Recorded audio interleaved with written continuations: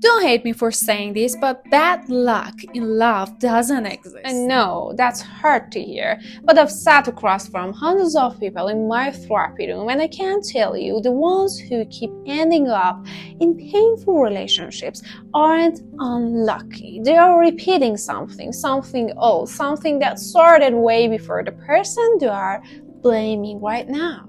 And I'm willing to bet if you look at your last 2 or 3 relationships, there is a pattern you haven't fully looked at it yet. This video is about that pattern and more importantly, how to break it. Before anything else, I want to be clear about something. This is not about blame, because when I say you have a pattern, I'm not saying it's your fault. I'm saying something happened to you. Something that shaped the way you love, the way you choose, the way you respond when someone gets close. Most of us were never taught how to have healthy relationships. We learned from watching the adults around us. We learned from our first heartbreaks. We learned from the moments we needed someone and they weren't there. And then we grew up and unconsciously looked for what felt familiar. Okay, my friend, that's not weakness. That's just how the human brain works. And today we're going to start changing it. In psychology, we call this a repetition compulsion. It sounds complicated, but the idea is simple. We are drawn to what feels familiar, not what feels good family. If you grew up feeling like you had to earn love, you'll unconsciously seek out people who make you work for it. If you grew up feeling like love was unpredictable, you'll confuse anxiety with chemistry. If you learned early that your needs were too much, you'll be attracted to people who confirm that.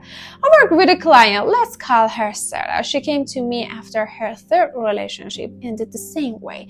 Different men, different faces, but the same emotional unavailability. The same hot and cold, the same moment where she gave everything and got nothing. We started working together, she said. I just attract the wrong type, but as we went deeper, she started to see it. Her father had been emotionally distant, present physically, absent emotionally, and without realizing it, she had spent her entire adult life trying to finally get that love from men who couldn't give it. It wasn't bad luck, it was an unfinished story. She was trying to rewrite it. If you're seeing yourself in this, hit the like button. It genuinely helps more people find this. And tell me in the comments, what's the pattern you keep repeating? Just comment pattern below. I read every single one and we will talk about it. Next video is called The Reason You Are Either Obsessed or Emotionally Unavailable. Comment next and subscribe so you don't miss it, and I will inform you when it gets ready. I also work with a man, let's call him Cyrus.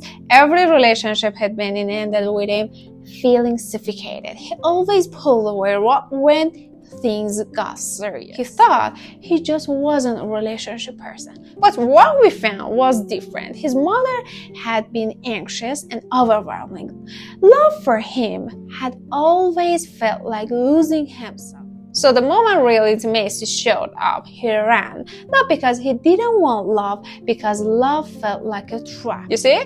2 different people, 2 different wounds, same result, a pattern that keep repeating until they understood. The pattern isn't your personality, it's your protection.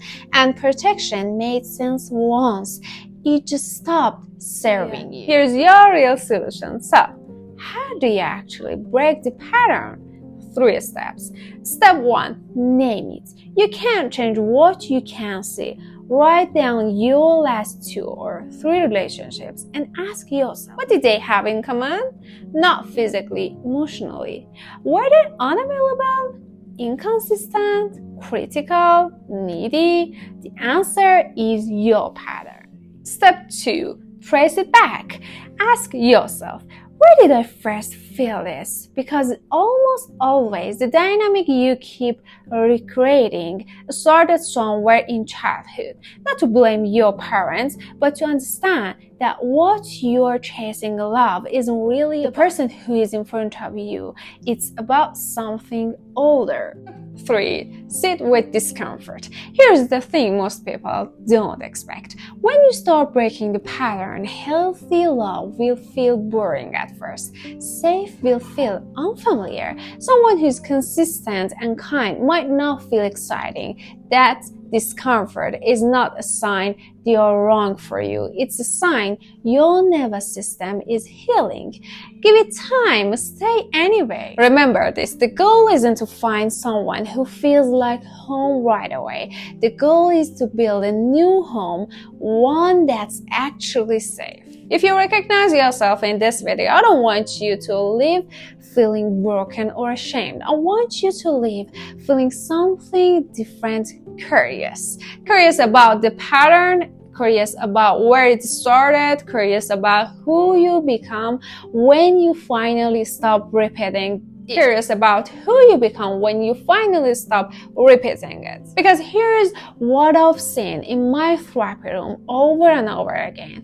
The moment someone truly understands their pattern, everything shifts. Not overnight, but the relationships they choose start to look different. And of course, the people they are drawn to start to change. You are not your pattern. You are the person who finally decides to say. And that changes everything. Understanding your pattern is one thing, but breaking it requires going deeper than awareness. In my mind game course, I show you exactly how these unconscious dynamics play out in your relationship. Give you the tools finally stop them. First part is completely free for now.